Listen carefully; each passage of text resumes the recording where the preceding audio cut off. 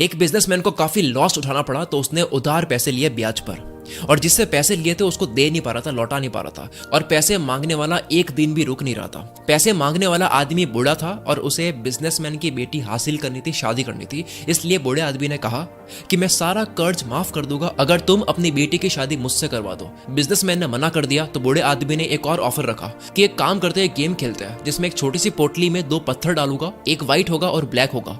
Businessman को बेटी को पत्थर उस पोटली में से निकालने हैं। अगर व्हाइट निकल गया तो सारा कर्ज माफ कर दूंगा और शादी भी नहीं करनी पड़ेगी, और अगर ब्लैक पत्थर निकल गया तो कर्ज तो माफ कर दूंगा लेकिन शादी करनी पड़ेगी। बाप और बेटी दोनों एग्री हो गए, पूरे गांव वालों को इकट्ठा करा। मुखिया भी वहां पे देख रहा था। जमीन से 2 पत्थर उठा करके बूढ़े आदमी ने पोटली में डाले और लड़की ने देख लिया कि उस बूढ़े आदमी ने दोनों ही पत्थर ब्लैक डाले हैं, और ब्लैक पत्थर का मतलब हुआ कि कर्ज माफ लेकिन शादी करनी पड़ेगी। अगर लड़की गेम खेलने से मना कर दे तो शादी तो बच जाएगी लेकिन बाप का कर्ज माफ नहीं होगा, और अगर दोनों ही पत्थर निकाल के उस बूढ़े इंसान की बेइज्जती कर दे तो वो आदमी कभी ना कभी बदला जरूर लेगा। इसलिए लास्ट ऑप्शन था कोई एक पत्थर निकालो जो कि ब्लैक ही निकलेगा और कर्ज माफ के साथ में उसको शादी करनी पड़ेगी। लड़की ने चालाकी से गेम खेला, उसने एक पत्थर निकाला और एक्टिंग करके ग्राउंड पर गिरा दिया, और वो पत्थर नीचे गिरे, बहुत सारे ब्लैक और व्हाइट पत्थर में मिल गया। लड़की ने कहा ओ शिट, ये मेरे से गलती से गिर गया, लेकिन एक काम करते हैं, दूसरा पत्थर भी पोटली से निकाल करके चेक कर लेते हैं। अगर पोटली में से अब व्हाइट निकला तो मैंने जो उठाया था वो ब्लैक था, और अगर पोटली में से अब ब्लैक निकला तो मैंने जो उठाया था वो व्हाइट था। बूढ़ा व्यक्ति वहीं पे फंस गया। पोटली से दूसरा पत्थर निकाला तो वो ब्लैक निकला, यानी कि नीचे गिरा हुआ पत्थर व्हाइट था, और ये पूरा गांव देख रहा था, मुखिया भी देख रहा था कि अब कर्ज माफ हो चुका है और शादी भी नहीं करनी पड़ेगी क्योंकि पत्थर जो उठा के नीचे गिरा दिया था गलती से वो व्हाइट था। इसे कहते हैं टफ सिचुएशन में चालाकी से दिमाग चलाना। इसी तरह से छोटी छोटी कहानियों के माध्यम से मैं आपको ऐसे ऐसे बड़े बड़े लेसन्स देने वाला हूं जो आपके जिंदगी भर काम आने वाले हैं। तो बिना एक सेकंड भी बर्बाद करे आते हैं दूसरी कहानी पर। एक बिजनेसमैन बीच के किनारे बैठा था, मछुआरों को देखा तो बोला कि इतनी मछली पकड़ने में आपको कितना वक्त लग जाता है? मछुआरा बोला ज्यादा नहीं, थोड़ा ही लगता है। बिजनेसमैन तुम थोड़ी देर और फिशिंग करके कुछ और फिश क्यों नहीं पकड़ लेते, ज्यादा पैसा कमा लोगे। मछुआरा और फिश क्यों, इतने काफी है ना। बिजनेसमैन तो बाकी के टाइम करते क्या हो? मछुआरा फिशिंग करके घर जाता हूँ, वाइफ बच्चों और दोस्तों के साथ में टाइम स्पेंड करता हूँ, शराब पीता हूँ, मजा करता हूँ, गिटार बजाता हूँ, नाच गाना चलता है, पार्टी होती है, फिर सो जाता हूँ। बिजनेसमैन तुम ज्यादा फिशिंग करके पैसे कमाओ, सेविंग करो और उसे बोट खरीद लो जिससे और ज्यादा फिश पकड़ पाओगे कम वक्त में, और इस तरह से एक और बोट ले लो और इस तरह से तुम अपनी टीम बना लो, अपना काम दूसरों को भी सिखा लो, वो आपके लिए काम करेंगे। कंपनी सेटअप कर लो, एक प्रोडक्शन प्लांट बना दो, फिश की पैकिंग और डिस्ट्रीब्यूशन कंट्रोल कर सकोगे, और एक सिटी के अलावा दूसरी सिटीज में भी अपनी ब्रांचेस खोल दो। मछुआरा शांत रहा और बोला उसके बाद? बिजनेसमैन अरे उसके बाद क्या, एक बीच हाउस खरीद लेना, फैमिली के साथ में एंजॉय करना, फिशिंग करना, सुबह शाम आराम करना, तुम्हारी टीम काम कर रही होगी, रात को दारू पार्टी म्यूजिक और जलसे चलते रहेंगे। मछुआरा बट ये तो मैं अभी भी करता हूँ। बिजनेसमैन आगे कुछ बोल नहीं पाया, पता चला कि उसने अपना बिजनेस छोड़ दिया और फिशरमैन के साथ में रहना शुरू कर दिया। आप कुछ भी कर रहे हो, आप पता करो कि उसके बाद क्या, वो क्यों पाना है, वो क्यों करना है। अगली स्टोरी। एक बार एक लड़का अमीर बनना चाहता था और वो गुरुजी से कहता है कि कोई काम बताओ जिससे मैं बहुत कमा सकूं। गुरुजी उसे एक जगह ले गए जहां पर बहुत सारी कंकड़ पड़ी थी और कहा कि इन सारी कंकड़ में से एक कंकड़ ऐसी है जो किसी भी चीज को सोने में बदल सकती है, और उस कंकड़ की पहचान है कि वो थोड़ी सी गर्म होगी, बाकी सारी ठंडी होगी। जाओ ले लो अपनी हर चीज को सोने में बदल देने वाली कंकड़। वो काम पे लग गया, रोज एक एक कंकड़ हाथ में लेता, 2-3 सेकंड गर्म है या नहीं चेक करता और उसको समुद्र में फेंक देता ताकि वो बाकी कंकड़ में ना मिल जाए। 1 महीना करा, रोज घंटों घंटों लगा दिए, 2 महीने, 3 महीने, 4 महीने लगा दिए। अब उसकी स्पीड बन चुकी थी, लेकिन साथ में वो ध्यान से कंकड़ को परख नहीं रहा था। उसकी फटाफट से कंकड़ को हाथ में लेकर समुद्र में फेंकने की हैबिट बन चुकी थी। 5वें महीने में फाइनली वो कंकड़ हाथ में लग गई। हाथ में आते ही, क्योंकि उसके जल्दी से बिना परखे फेंकने की आदत बन चुकी थी, तो उसने उस गर्म कंकड़ को भी समुद्र में फेंक दिया, और फेंकते ही उसने जोर से अपने सर पर मारकर चिल्लाकर पछतावा करा कि मैंने ये क्या कर दिया, हर चीज को सोने में बदल देने वाली कंकड़ को भी फेंक दिया। ठीक इसी तरह हर दिन को हल्के में लेने से ये आपकी हैबिट बन जाती है, और जिस दिन अच्छा मौका आता है उसे भी इसी आदत की वजह से गलती से उसको भी हल्के में ले लेते हैं, फिर बाद में होता है पछतावा। हर कंकड़ को ध्यान से परखो, यानी कि हर दिन को इंपॉर्टेंट समझो। कोई एक दिन, कोई एक कंकड़ आपकी जिंदगी को सोने में बदल सकता है। अगली कहानी। एक बाप अपने बेटे के साथ में रेस्टोरेंट में खाना खाने जाता है और नोटिस करता है कि रेस्टोरेंट की हालत काफी खराब है, गंदगी है, टेबल टूटी हुई है, खाना भी टेस्टी नहीं था।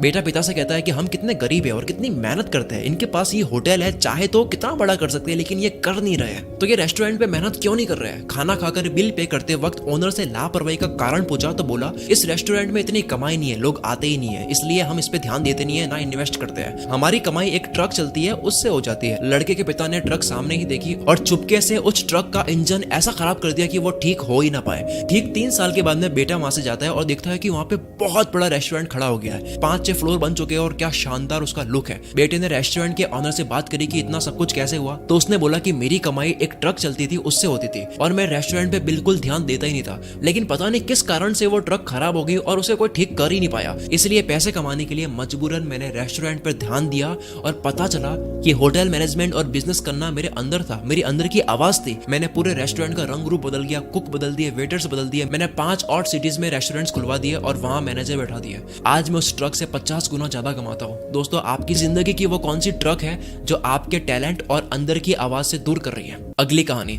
एक इंसान को डॉक्टर बनना था, पर डॉक्टर की तैयारी करने में जो मेहनत लगती है उस मेहनत में मजा नहीं आता। उसने हर जगह रिश्वत दी, पास हो गया, डॉक्टर बनने तक सेटिंग चलाई, सर्टिफिकेट पा लिया, डॉक्टर बन गया, हॉस्पिटल खोल दिया। उसके पास में एक्सीडेंट का केस आया जो कि सीरियस था। ऑपरेशन उससे मैनेज हो नहीं पाया क्योंकि उसने तैयारी करी ही नहीं थी। उसके हाथ से एक बहुत बड़ी गलती हो गई, उससे केस मैनेज नहीं हुआ और पेशेंट की डेथ हो गई। वो नकली डॉक्टर बहुत पछताया ये करके। उसके डॉक्टर बनने की सारी फैंटेसी वहीं पे उतर गई और उसके फादर बाहर खड़े उनसे कहने गया कि मैं नहीं बचा सका, तो पता चला कि उसके पिता ही वो उन लोगों में से एक इंसान थे जिसने रिश्वत ली थी। फादर को कर्मा मिला तो डॉक्टर को शॉर्टकट लेने का नतीजा मिला। डोंट टेक शॉर्टकट, एक दिन कामयाबी संभाल नहीं पाओगे, तैयारी करो। नेक्स्ट स्टोरी, एक इंसान बुद्ध से अपनी किस्मत पूछने जाता है तो रास्ते में एक आदमी मिलता है। वो कहता है कहाँ जा रहे हो? वो बोला बुद्ध से मिलने जा रहा हूँ। तो बोला कि मेरी बेटी बोल नहीं सकती है, बुद्ध से पूछना कि वो कब बोलना शुरू करेगी। आगे गया तो जादूगर मिला, कहाँ जा रहे हो? बोला बुद्ध के पास जा रहा हूँ। तो बोला मेरा भी सवाल है, मैं स्वर्ग जाना चाहता हूँ लेकिन जा नहीं पा रहा हूँ, तो मेरा भी पूछ के आना कि मैं कब जाऊंगा। आगे गया तो एक कछुआ मिला, कहाँ जा रहे हो? बोला कि बुद्ध के पास जा रहा हूँ। तो बोला कि यार मैं काफी टाइम से ड्रैगन बनना चाह रहा हूँ, बन नहीं पा रहा हूँ, तो मेरा भी पूछ के आना। फाइनली बुद्ध से मिला तो वो बोले कि आप केवल 3 ही सवाल कर सकते हो। उसने सोचा कि मेरी तकलीफ तो काफी छोटी है, इन 3 लोगों की ही बोल देता हूँ। तीनों की तकलीफ सुनकर बुद्ध बोले, कछुआ ड्रैगन बनेगा जब वो कवच छोड़ देगा, जादूगर स्वर्ग जाएगा जब वो अपनी जादू की छड़ी को छोड़ देगा, और लड़की बोलना शुरू कर देगी जब उसको लाइफ पार्टनर मिल जाएगा। वापस आते वक्त उस इंसान ने कछुए से कहा कि तुम अपना कवच छोड़ दो, ड्रैगन बन जाओगे। उसने जैसे ही कवच छोड़ा, ड्रैगन बन गया और बहुत सारे मोती गिरे, जो मोती उस इंसान ने रख लिए। आगे जाकर जादूगर से मिला और कहा कि तुम ये छड़ी छोड़ दो तो तुम स्वर्ग चले जाओगे। छड़ी छोड़ दी और वो छड़ी उस इंसान ने रख ली और वो स्वर्ग चला गया। उसके बाद में आखिर में वो लड़की से मिला तो लड़की ने आगे से ही बोल दिया कि तुम वही आदमी हो ना जो पहले आए थे। लड़की बोल पड़ी, मतलब वो इंसान उस लड़की का लाइफ पार्टनर बन गया। सबने कुछ ना कुछ खोया और कुछ पाया, लेकिन सबसे ज्यादा उस इंसान ने पाया जिसने अपने लिए एक भी सवाल नहीं करा। वो इतना दूर जाने के बाद भी अपना एक भी सवाल नहीं करा, उन तीनों के लिए सवाल करा, जिसे मिले मोती, जादू की छड़ी और लाइफ पार्टनर। जितना बड़ा त्याग उतनी बड़ी सक्सेस। अगली कहानी, एक साधु कड़ी तपस्या कर रहा था और तपस्या के वक्त ही उस गांव में बाढ़ आ जाती है। लोग सब घर छोड़ के जा रहे हैं, अपने आप को बचा रहे हैं। तो एक ने देखा तो साधु को अलर्ट करा कि चलो वरना तुम डूब जाओगे। साधु बोला कि मुझे कुछ नहीं होगा, मुझे ईश्वर बचा लेगा। मैं इतने सालों से कड़ी तपस्या कर रहा हूँ, वो मुझे बचा ही लेगा। थोड़ी देर बाद में पानी कमर तक आ गया, वहां पे नाव निकलने लगी। एक आखिरी नाव जा रही थी, लोगों ने कहा कि आ जाओ वरना डूब जाओगे। साधु ने कहा मुझे कुछ नहीं होगा, तुम जाओ, मुझे ईश्वर बचा लेंगे। अब पानी इतना बढ़ चुका था कि साधु को पेड़ के ऊपर चढ़ना पड़ गया। वहां पे हेलीकॉप्टर्स जा रहे थे काफी सारे। एक आखिरी हेलीकॉप्टर की नजर पड़ी साधु पर और रस्सी फेंक कर कहा कि रस्सी को पकड़ लो, ये आखिरी हेलीकॉप्टर है, आप डूब जाओगे। तो साधु ने कहा कि आप चले जाओ, मुझे ईश्वर बचा ही लेंगे। और इस तरह से साधु की डूबने से मौत हो जाती है। मरने के बाद में वो ईश्वर से कहता है कि मुझे आपने बचाया क्यों नहीं? मैंने जिंदगी भर आपके लिए तपस्या करी और आपने मुझे बचाया नहीं। ईश्वर ने कहा कि मूर्ख इंसान, मैं 3 बार ही आया था, तीनों बार मैं ही तो था। एक बार पैदल, एक बार नाव के साथ और एक बार हेलीकॉप्टर के साथ। जब मौके होते हैं तब हम पता नहीं किसका इंतजार कर रहे होते हैं और हम एक्शन नहीं लेते हैं, और उसके बाद में जब वक्त निकल जाता है हम पछतावा करते हैं। अगली स्टोरी, कुछ बंदरों को एक पिंजरे में डालकर पिंजरे में केले लटका दिए गए। अब जैसे ही कोई बंदर केले खाने के लिए पास में जाता तो ऊपर से ठंडा पानी गिरा दिया जाता। पानी गिरने की वजह से सारे बंदर गीले हो जाते। अब क्योंकि कोई भी बंदर केले के पास जाता तो ठंडा पानी गिरा दिया जाता, तो उन्होंने नियम बना लिया कि कोई भी बंदर अगर केले के पास में गया तो उसकी धुलाई होगी। कुछ दिन बाद एक पुराने बंदर को निकाल करके एक नए बंदर को उस पिंजरे में डाल दिया। नए बंदर ने केले देखे, पास जाने लगा, उसको पता ही नहीं क्या होगा। केले के पास जाते ही बंदरों ने उसकी धुलाई कर दी। नया बंदर समझ ही नहीं पाया कि मेरी धुलाई हो क्यों रही है। फिर से एक और पुराना बंदर निकाल करके एक नया बंदर उसमें डाल दिया गया। अब जैसे ही वो नया बंदर फिर से केले देखता है, पास जाता है, उसकी भी धुलाई होती है। लेकिन इस बार इस धुलाई में पिछला वाला नया बंदर भी शामिल था, जिसको पता ही नहीं है कि धुलाई करनी क्यों है। ऐसे करते करते सारे पुराने बंदर जिनको पानी वाली बात पता है उनको निकाल करके नए बंदर डाल दिए जिनको पता ही नहीं है कि धुलाई करनी क्यों है। और इस तरह से सब एक दूसरे की धुलाई कर रहे थे, किसी को नहीं पता कि धुलाई क्यों कर रहे हैं। हम सब अपने सपनों को इसी तरह पीटते हैं। क्यों पीट रहे हैं किसी को नहीं पता, बस सिखाया गया है, कुछ सिस्टम बना दिया गया है, क्यों है पता ही नहीं है। हो सकता है किसी के ऊपर ठंडा पानी गिरा होगा, यानी कि वो फेल हुआ होगा, जिसकी वजह से उसने कोई नियम बना लिया। अब लेकिन दिक्कत यह है कि आपके ऊपर वो ठंडा पानी नहीं गिरने वाला है, यानी कि आप फेल नहीं होने वाले हो। फिर भी आप उस पुराने नियम को मान रहे हो जो कि तब बना था जब वो फेल हुए थे, जब उनके ऊपर ठंडा पानी गिरा था। अगली कहानी, क्या आपको पता है कि बर्तन में पानी डालकर उसमें मेंढक डालें और उसको गर्म करें धीरे धीरे, तो मेंढक टेम्परेचर के अकॉर्डिंग अपने आप को एडजस्ट करना शुरू कर लेता है। लेकिन कहानी यहाँ से शुरू होती है, जब पानी गर्म होते होते एक लिमिट से ज्यादा गर्म हो जाता है, तब वो अपने आप को एडजस्ट नहीं कर पाता है और वो बाहर आ नहीं पाता है, क्योंकि उसके कूदने की एनर्जी खत्म हो चुकी है, वो घायल हो चुका है बहुत ज्यादा गर्म हो जाने की वजह से। उसने अपने सारी एनर्जी शुरू में ही अपने आप को एडजस्ट करने में दे दी। वो चाहता तो एक छलांग से उसी टाइम बाहर आ सकता था और आखिर में वो मर जाता है। मेंढक की मौत किससे हुई? गर्म पानी से नहीं हुई, मौत हुई राइट टाइम पर जंप ना लेने की वजह से। अच्छे वक्त का इंतजार मत करो, बस कूद जाओ, उसके बाद में सही कर दो। सब सही करने का सोचकर मत कूदो, क्योंकि कभी नहीं कूद पाओगे। और कहते हैं कि सबसे अच्छा कूदने का वक्त तब होता है जब आप तैयार नहीं होते हो, क्योंकि कूदने के बाद तैयारी होती है। अगली स्टोरी, एक औरत को अपनी सांस पे बहुत गुस्सा आता था। वो गई ऐसे इंसान के पास जो जहर दे सके। उसने कहा कि मैं जहर देता हूँ, पर इसको थोड़ा थोड़ा करके खिलाना है और 2 महीने बाद मौत हो जाएगी आपके सांस की। पर 2 महीने तक अपने सांस से अच्छे से बात करनी होगी, ध्यान रखना होगा, ताकि तुम्हारे पति को 1% भी शक ना हो। 2 महीने तक उसने थोड़ा थोड़ा रोज जहर दिया, बहुत मोहब्बत से रहती। उसका मन करता कि एक ही दिन में सारा जहर दे दे, लेकिन ऐसा करने से उसके पति को शक हो जाएगा, इसलिए उसने पहले बनाई। 2 महीने रोज थोड़ा थोड़ा जहर दिया, अपने सांस के साथ में अच्छे से रही। 2 महीने होने ही वाले थे, वो जहर देने वाले के पास में गई और बोली कि कुछ ऐसा कर दो कि उनकी मौत ना हो, क्योंकि अब मुझे उनसे प्यार हो गया है, मुझे उनमें कोई कमी नहीं नजर आती है। दोस्तों, हर इंसान अच्छा लगने लग जाता है जब उनसे बनाने की कोशिश करता है। अगली स्टोरी, एक शूज के बिजनेस ओनर ने 2 लोगों को फ्रेशर पर लगाया और काम दिया कि जो इस काम को करेगा उसकी नौकरी रहेगी, बाकी दूसरा फायर हो जाएगा। दोनों को एक ही जगह एक आइलैंड पे भेज दिया और कहा कि जाके पता करो कि वहाँ पे हम कितने शूज बेच सकते हैं, क्या वहाँ पे बहुत बड़ी शॉप बन सकती है या नहीं। वहां जाने के बाद में देखा कि लोग जूते पहनते ही नहीं है, तो एक ने बॉस को मेल करा कि सर यहाँ पे तो लोग जूते पहनते नहीं है, हम बिजनेस यहाँ पे नहीं कर सकते। और दूसरे वाले ने मेल करा कि सर यहाँ पे तो लोग जूते पहनते नहीं है, ये तो अपॉर्चुनिटी है। इसका मतलब यह है कि हम करोड़ों में कमाने वाले हैं, क्योंकि यहाँ किसी ने अब तक शूज पहनने स्टार्ट करे ही नहीं है, यानी कि सबको शूज खरीदने की जरूरत है। पॉजिटिव साइड देखने वाले की जॉब लग गई और दूसरा जो कहता था कि यहाँ पे शूज नहीं बेच सकते, उसको फायर कर दिया। कोई भी कमी होती है उसको अपने फायदे में इस्तेमाल करो, वहां पे परेशान मत हो। अगली स्टोरी, एक ऊंट का बच्चा अपनी माँ से कहता है कि हमारी कमर पर एक कुबड़ क्यों होती है, तो जवाब में मिला कि रेगिस्तान में पानी की कमी होती है, तो पानी को स्टोर हम कर सकते हैं। अगला सवाल करा कि हमारे पैर जो है वो फैले हुए क्यों होती है, तो माँ ने जवाब दिया कि ताकि रेगिस्तान पर अच्छे से चल सके। फिर सवाल करा कि हमारी आंखों की पलकें इतनी मोटी और बड़ी क्यों है, तो जवाब में मिला कि रेगिस्तान में तेज हवा में उड़ रही मिट्टी से बचने के लिए। ऊंट का बच्चा बहुत टाइम तक सोचने के बाद में बोलता है, हम अगर रेगिस्तान के लिए बने हैं, हमारी ताकत ही रेगिस्तान में रहने के लिए है, तो हम ये जू में क्या कर रहे हैं। हर इंसान की अपनी शक्ति होती है और उसका मैदान होता है, आपको वही करना चाहिए जो आपके लिए सही है। अगली स्टोरी,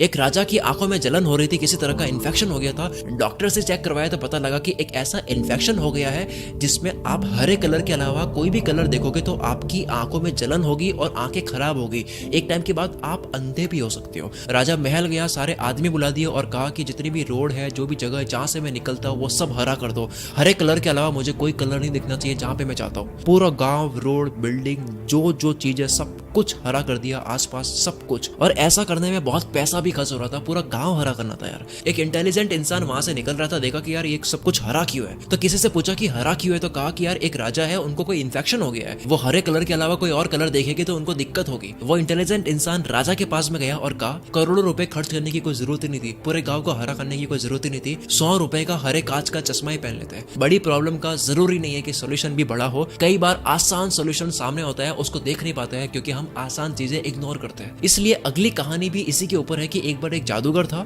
वो कोई भी लॉक खोल सकता था, कोई भी ताला वो तार को मोड़ करके खोल सकता था। एक होशियार इंसान ने इस जादूगर को चैलेंज दिया कि इस जेल में जाओ और अब लॉक को खोल कर दिखाओ। उसने बहुत ट्राई करा लेकिन वो खोल नहीं पाया, उसने हार मान ली। होशियार इंसान कहता है कि तूने बहुत ताले खोले हो गए लेकिन ये नहीं खोल पाया, पता है क्यों?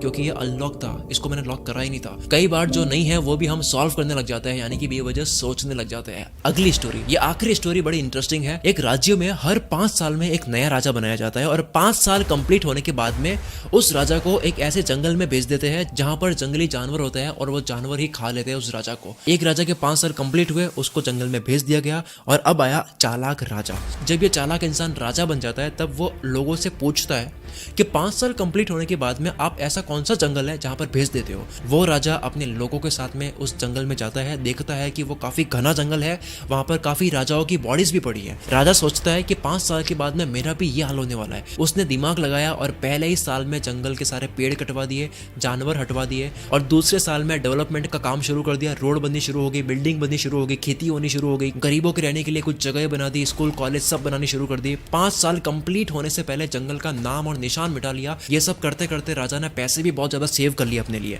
5 साल जैसे ही कंप्लीट हुए, राजा बोलता है कि मुझे भेज दो जहां पर आप भेजते हो हर बारे। राजा को बोट में बैठाया जाता है क्योंकि जंगल का रास्ता नदी से आता है। तो बोट में बैठने से पहले वो काफी खुश होता है। लोग पूछते हैं कि आप इतने खुश क्यों? तो वो बोला कि हर राजा आता है, 5 साल राज करता है, मस्त रहता है राज करने में, और 5 साल बाद जंगल में जाता है। मैंने 5 साल केवल राज नहीं करा, मैंने कड़ी मेहनत से घने जंगल को शहर बना दिया। मेरे 5 साल यहाँ कंप्लीट हो चुके हैं, अब मैं जिंदगी भर वहां राज करूंगा जहां जा रहा हूँ। क्योंकि राजा ने सेविंग भी करी थी तो वह पैसा लेकर वहां चला जाता है, और इस नए जगह में उसकी इज्जत भी होती है क्योंकि गरीबों को बहुत घर भी दिए होते हैं। आप आज मेहनत करो कल के भविष्य के लिए। अब तक के लिए सिर्फ इतना ही गाइस। अगर आपको ये वीडियो थोड़ी भी अच्छी लगी है ना तो कमेंट करके जरूर जाना, और अगर आपको पता नहीं चल रहा कि कमेंट में क्या लिखे यार, तो सिर्फ कमेंट में यस लिख देना कि यस, इस वीडियो की वजह से मेरी लाइफ में थोड़ा सा बदलाव आया है। आपकी कमेंट्स देखकर मेरा हौसला बढ़ जाता है अगली वीडियो को और अच्छी बनाने के लिए। तो यस कमेंट करके जरूर जाना। मिलते हैं हम अगली वीडियो में। Wish you all the very best. मैं शकील कुल मित्र से आपके सपनों को सपोर्ट करता हूँ।